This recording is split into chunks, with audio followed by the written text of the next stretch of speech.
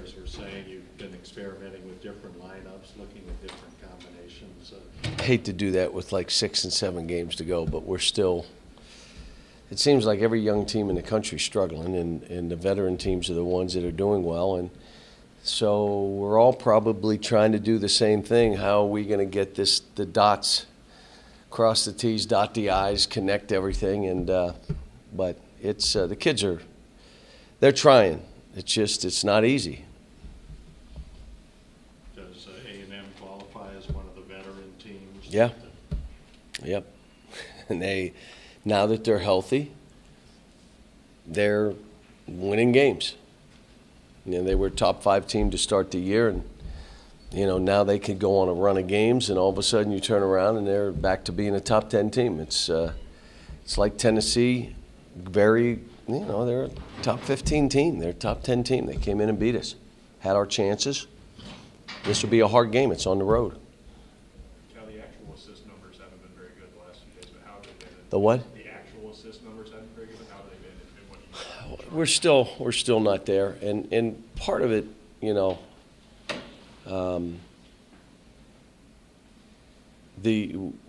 when you miss all these shots, like wide open, and guys miss shots, those are all assists.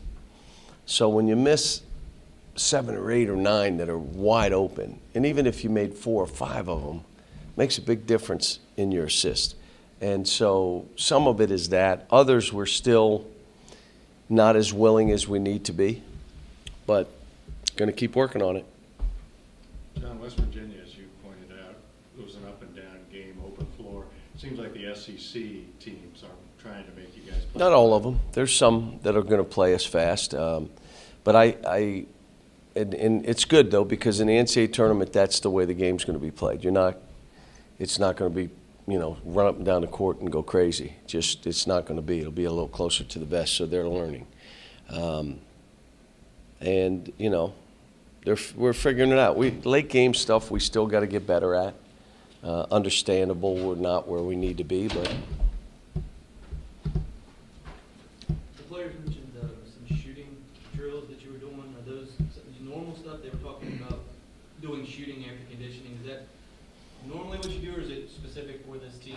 Well, here's the thing I know you don't do. You keep working on it. You get them to focus. You do numbers so that they can see improvement. But you don't, whether it be foul shooting or shooting, if you make a big deal out of it, it's worse. This should be a good shooting team.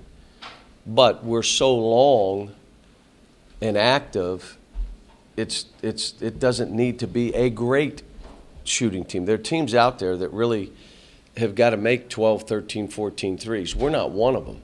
But we're a good shooting team that's just not making shots. And I hate to tell you, they're open. And some of them are missed badly. And that worries me with some of these guys. How did you miss that badly? Where's your mindset right now? Because most of the shooting is in their mind. So you're saying confidence? Some of your kids don't have confidence? I don't know if it's confidence in that some of it's shot preparation. They're not ready to shoot. We had a guy standing straight up. The ball came back to him. He had to dip and go and bang, and the ball missed badly. I would say that was more preparation than confidence. But, we should be a better shooting team. And, look, we have time. I've been through this with a couple teams here, and I haven't lost any faith. I'm looking around saying, I'm not worried about anybody else in the country. Let's just get our thing right. And it's not game to game. It's, are we getting better? If we're getting better, the rest of the stuff will start taking care of itself. We do have to get better late in the game. Some games we've been pretty good. Other games we've been pretty bad. We've got to get more consistent late in the games. It's easy to think maybe the guys need a little positive reinforcement right now. Need to win a game. You're right. I'd like to, but what if we really play well and something crazy happens, you get beat? And you move on to the next game. But we're getting closer. Just stay with it. And if you happen to play poorly and you win a game, you got to say, hey, guys, it's a great win, but this is not going to do it. It's not what we're doing and where we're trying to go with this. So that's why I say it's you want to win every game, but it's when you got a team this young, it's just, are you getting it? When are we going to really get what we're trying to do together? In regard to the experimenting with combinations, you mentioned that you didn't want to do this late in the season. Did you find anything, though, that may have surprised you or worked better than you thought? Well, I like the fact that they competed. There was a competitiveness with it. And, you know, I'll do some stuff today just to try to see what it looks like and try to get guys comfortable playing together. You know, Jared just joined us, and it's been hard because you're trying to get him in, but you're trying to figure out where to play him and how to play him. And Quad A comes back now, and now he and Shea together look pretty good on the court together. We hadn't had that in a while.